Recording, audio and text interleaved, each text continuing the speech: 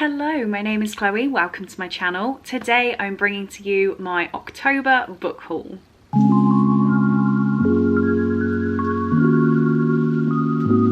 So some of you may remember that I was on a book buying ban in October, and did it work? Kind of. I have 12 books to talk to you about here, which is definitely less than I normally haul in a month. I've just noticed there's still fake blood in my eyebrow from my Halloween costume, so we're just going to ignore it. It's not there. Why have I drawn attention to it now? Now you won't be able to want to see it. Anyway, I have 3 books that I got from BOOKSWAP, 4 books that I got on a trip to a charity shop, like the day after I set my book buying ban, and 5 gifts. So I feel like this is pretty good for me. I think we should be proud of me. Starting off with the books I got from BOOKSWAP. The first one is Pumpkinheads by Rainbow Rowell and Faith Erin Hicks. I do really want to squeeze this into my TBR for the month because this is about 2 people called Deja and Josiah, who every autumn all through high school they work together at the best pumpkin patch in the whole wide world. They say goodbye every Halloween and they're reunited every September 1st. So this is like actually set at Halloween, I believe. Yeah, number 1 is Last Night at the Patch. It is a graphic novel, if I haven't said. It looks absolutely adorable. So I am actually not going to put this away on my shelves. I'm going to pop it on the first bit of my TBR cart and I'm gonna read this before the month is over. Otherwise I'll be waiting until next Halloween and we don't need that. Next I have Earthlings by Sakaya Morata. Sorry. This one I did actually see in Waterstones and foils, and I keep looking at it because of this thing. Like, I don't know what that is, but it's very appealing. And it's by the author of Convenience Store Woman. I just don't really know that much about it. It's very short, and this little dude kept drawing me in. So this says, as a child, Natsuki believed she was an alien, a different species to her Earthling family and classmates. She hoped a spaceship would come down and take her home. Now she lives quietly in an asexual marriage, pretending to be normal. But the buried horrors of Natsuki's past are pursuing her. As she flees the suburbs for the Nagano Mountains and a reunion with her beloved cousin Yu, she wonders what will it take to escape the Earthlings. And yeah, it's short and it's got this cute thing. The final book that I got from BOOKSWAP actually arrived this weekend and I'm so happy to have my hands on it, and that is Regretting You by Colleen Hoover. I absolutely cannot wait to read this one. I've read Verity by Colleen Hoover, which got 5 stars, and I think it is still my favourite book of the year so far. And then I read All Your Perfects, which got 3.5 stars, I believe, and I'm going to be reading It Ends With Us this month. So happy to have another one in my collection. I also have Layla. I don't really know with this one. I think it is closer to her normal just romance side than anything else special mixed in, like Verity. But this says, Morgan Grant and her 16-year-old daughter Clara would like nothing more than to be nothing alike. Morgan is determined to prevent her daughter from making the same mistake she did. By getting pregnant and married way too young, Morgan put her own dreams on hold. Clara doesn't want to follow in her mother's footsteps. Her predictable mother doesn't have a spontaneous bone in her body. With warring personalities and conflicting goals, Morgan and Clara find it increasingly difficult to coexist. The only person who can bring peace to the household is Chris, Morgan's husband, Clara's father, and the family anchor. But that peace is shattered when Chris is involved in a tragic and questionable accident. The heartbreaking and long-lasting consequences will reach far beyond just Morgan and Clara. And I just absolutely love Colleen Hoover's writing, so I cannot wait to get around to this one. Okay, next, the charity shop books. As I said, there are 4 and I paid a total of £2 for all 4, so I couldn't turn it down. First, the most questionable one, where all of my viewers will be like, Chloe, this isn't you, what are you doing? I bought Game of Thrones, or A Game of Thrones by George R.R. Martin. Perfect condition for 50p. I couldn't leave it there. I had to do it. So I have never had an interest in the TV show. I watched the first episode when I was about 15 or 16 with my friend and I didn't like it at all. I'm starting to get into reading a bit more fantasy and I just feel like picking this up eventually. I know a lot of people have read this and I feel like there'll be enough people to talk to if I'm confused.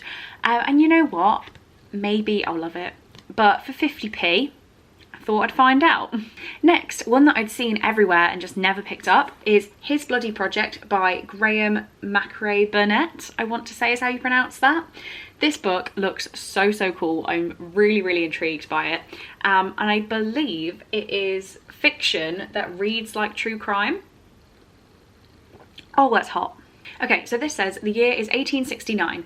A brutal triple murder in a remote community in the Scottish Highlands leads to the arrest of a young man by the name of Roderick Macrae. A memoir written by the accused makes it clear that he is guilty, but it falls to the country's finest legal and psychiatric minds to uncover what drove him to commit such merciless acts of violence. Was he mad? Only the persuasive powers of his advocate stand between Macrae and the gallows. So I think I might make this a Chloe's Crime Scene Corner pick, so let me know what you think of it, and maybe it will make it onto the list for 2022. Next, another one where you'll be like, Chloe, what are you doing? I got Milk and Honey by Mccor. Still need to learn that. This is a poetry book that I read a very long time ago and gave 1 star because I hated it, but I think it's because I didn't understand it. I still don't think I'm going to understand it. It seems like the person who owned this before has folded the corner down on lots of the pages for the ones that they must like, but I thought reading it physically and having the illustrations as they're intended, I feel like it might give me more of a hit than when I read it on my phone and was scrolling through. So again, for 50p, I wanted to give it a go. And finally, from the charity shops, I have You by Carolyn Kepnes. I've watched the first season of this and really did want to carry on with it. I have it on my Kindle, but for some reason I've just never picked it up. I keep putting it off. So now is finally the time when I have a physical copy. I haven't carried on with the TV show, so I do really want to read this one and then dive back into the TV show, maybe rewatch the first series. But I know that this is about Jo, who is a stalker. When aspiring writer Beck strides into the bookstore where Jo works, he is instantly smitten. He knows he has to see her again, so Jo does what anyone might. He looks Beck up online and learns everything he can to set up another chance to meet her. Their chemistry is immediate. It seems like the perfect romance.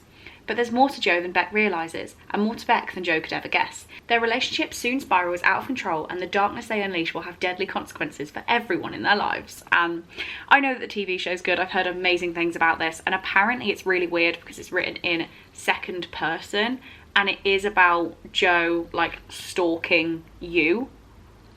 I don't know. I want to give it a go. And finally, we're on to the gifts. So every time I get a gift from one of you guys, it warms my heart, as much as it can be warmed. I don't know where I was going with that. But yeah, these 5 gifts here just made me cry. Even if I didn't cry in my weekly vlogs, I can guarantee you I've cried about them at some point in the past month.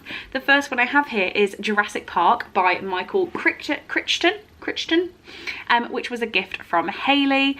Hayley reached out to me through the long distance relationship readathon and was talking about her heartbreak that she's experienced being in a long distance relationship. She is now married to her partner, so you know, she's got the goal, she's hit the goal.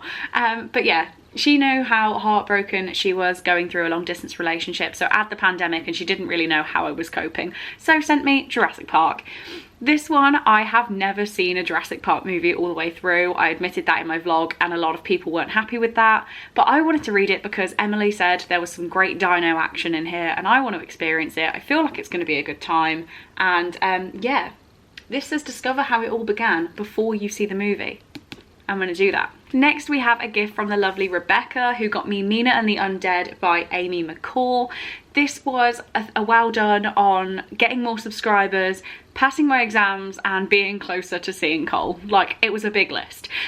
This one I just know is kind of 90s vibes horror, I want to say, with vampires, and it's supposed to look like kind of a VHS tape. Well, it says VHS actually.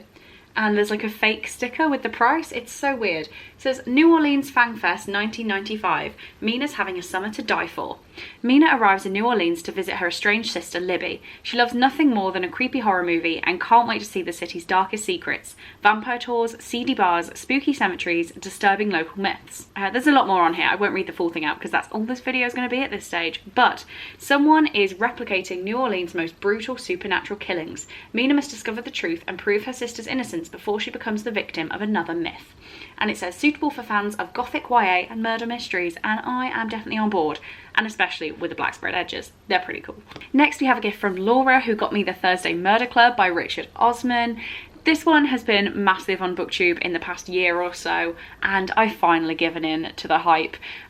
Mostly because I saw Chelsea reading the second book, which I can't remember what it's called off the top of my head, and absolutely raving about it, so I thought now was finally the time to give it a go. This is about a group of elderly people in a care home. Elizabeth, Joyce, Ibrahim and Ron. It says they might be pushing 80, but they still have some tricks up their sleeves. And in a peaceful retirement village, 4 unlikely friends meet up once a week to investigate unsolved murders. And it just sounds like so much fun. Everyone's raving about it. I need to get on the hype. Then I had a lovely gift from Victoria because she spoils me so much. She got me Actual Age Eve Brown by Talia Hibbert. So Victoria has now bought me all 3 of the Brown sisters books for different reasons, but this one was a congratulations on passing my exams, and yeah, had a little cry over this one. I don't really know if I need to say anything about this because everyone seems to know the Brown sisters books, or has at least read the first one. But yeah, this is about our third sister, Eve, who's a hot mess. When her personal brand of chaos ruins a wedding, her parents draw the line. It's time for Eve to grow up and prove herself, even though she's not entirely sure how. Jacob Wayne is always in control. The uptight B&B owner expects nothing less than perfection from his employees. So when a purple-haired tornado of a woman applies for his open chef position, he tells her the brutal truth. Not a chance in hell. Then she hits him with her car, supposedly by accident. So I already know this is going to be a fun time. I loved Chloe Brown. I have not yet read Danny Brown, but I will, because I now have Eve Brown as well. And now my final gift, the final book in this haul, so like last but not least, is Not a Happy Family by Shari Lapina. This was a gift from Joe, so thank you so much, Joe. This one really did brighten my day, and it was a thank you for your content.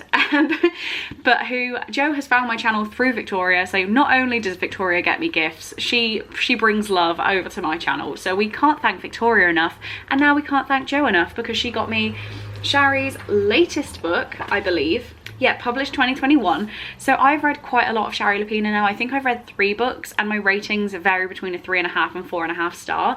I just think they're such a fun time and I absolutely love reading them. So I was so happy to get this one from Joe. This is about an elderly couple is brutally murdered hours after a tense Easter dinner with their 3 adult children, who of course are devastated. Or are they? And yeah, I am just... well, not a happy family. Someone in this house could be dangerous. And it just sounds like such a fun time, and it sounds like the exact premise of a Shari Lapina book that I know I'm gonna love. My voice has completely gone. Okay, that's drinkable now. So, are you ready? Here we have it. We know it's an okay book haul. If I can pick up the whole thing in one go, that means I haven't completely lost the plot and bought about 40 books again. So, you know, 12. I'm okay with this. I'm okay with this. I think we're okay. If you have read, oh god, it is heavy. If you have read any of these books and have any strong opinions, then please do let me know. I'd be more than happy to hear from you. But on that note, this is actually hurting my wrist. So thank you very much for watching. I really do hope you enjoyed, and I will see you in the next one.